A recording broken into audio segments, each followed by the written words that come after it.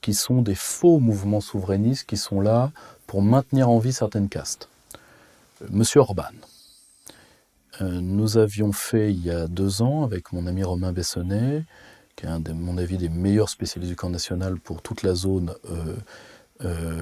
pour tout l'espace post-soviétique, à savoir Russie, Asie centrale, Caucase et Europe de l'Est,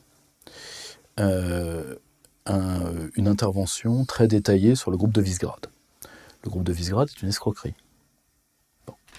C'est quelque chose qui a été créé par l'Allemagne en 1989, pour contrer la France d'ailleurs. Et M. Orban, qui a participé à la libéralisation de son pays, à ce qu'on a appelé la Grande Braderie à l'Est, et qui a fait en sorte que la Hongrie ne puisse pas être souveraine aujourd'hui, vu que des parts entières de l'économie hongroise qui avaient été en partie mis là par les soviétiques, et ben c'est M. Orban qui les a vendus aux Allemands particulièrement, mais également à d'autres.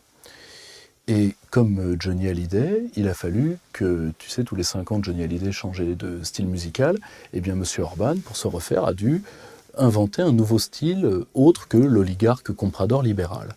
Donc maintenant, il nous la joue, nationaliste à 2 balles, navré de le dire, mais depuis que M. Orban siège au Conseil, influe sur les institutions européennes.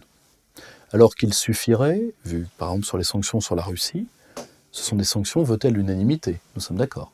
Donc la Hongrie pourrait les bloquer. La Hongrie l'a-t-elle fait? Jamais. La Hongrie a-t-elle bloqué un seul des textes européens qui détruisent nos peuples? Jamais. Jamais.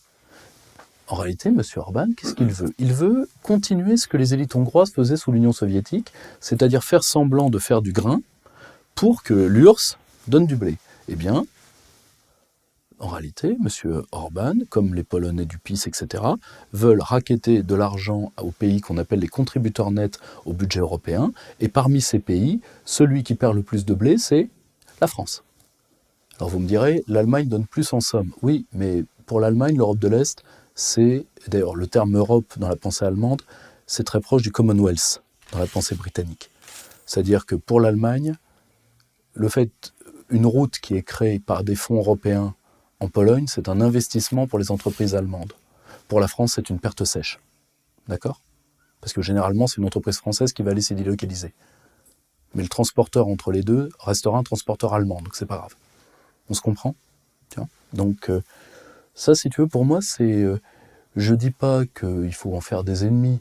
Je dis qu'il faut ne pas être dupe